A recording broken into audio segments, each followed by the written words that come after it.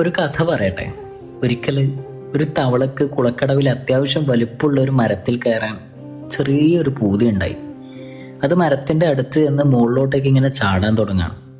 അപ്പോൾ കുളത്തിലുള്ള മറ്റു തവളകളൊക്കെ കൂടി ഇതിനെ കളിയാക്കാനും നിരുത്സാഹപ്പെടുത്താനൊക്കെ തുടങ്ങി.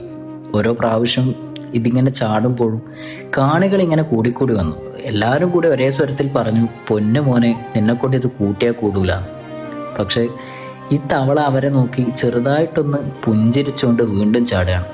അവസാനം അത് ചാടി ആ മരത്തിന്റെ മുകളിലേക്ക് എത്തിയിട്ടോ.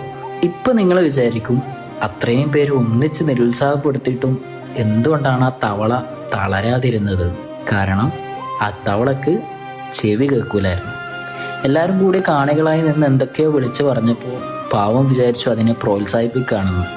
ഇതുപോലെ നമ്മൾ എന്തെങ്കിലുമൊക്കെ ചെയ്യാൻ തുടങ്ങുന്ന നേരത്ത് ഓരോന്ന് പറഞ്ഞുകൊണ്ട് ഒരുപാട് ആൾക്കാർ വരും.